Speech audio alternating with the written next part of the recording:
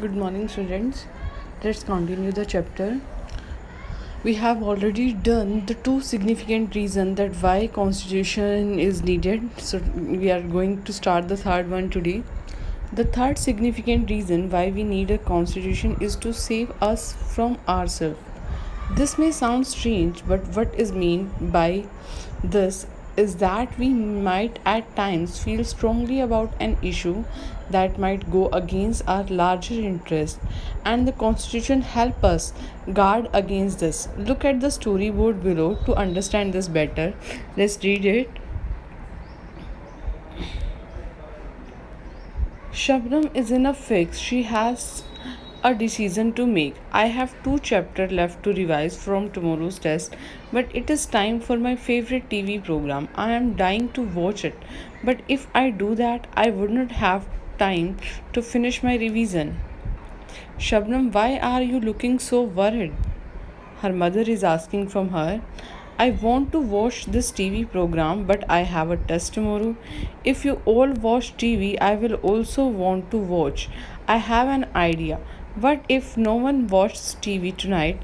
Then I may be not tempted.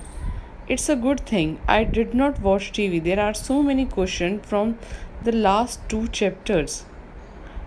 So she requested to her parents that nobody should watch the TV. If everybody will watch the TV, she will be also tempted, and everybody was agree on this. And after that she realized that it was a good thing she did, that she didn't watch TV. There were many questions left of that question. So similarly, the constitution helps to protect us against the certain decision that we might take that could have an adverse effect on the larger principles that country believes in. For example, it is possible that people who live in a democracy might come to strongly feel that party politics has become so acrimonious that we need a strong dictator to set this right. Swept by this emotion, they may not realize that in long run, dictatorial rule goes against all their interests. A good constitution does not allow these whims to change its basic structure. It does not allow for the easy overthrow of provisions that guarantees rights of citizens and protect their freedom. Now, from the above discussion, you will understand that the constitution plays a very important role in a democratic society.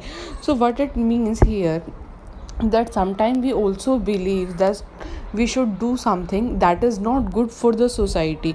So by stopping it, we can saving our country, we can saving ourselves, or we are following the constitution in a right way. So this, by this we have cleared the third significant reason that why we need a constitution.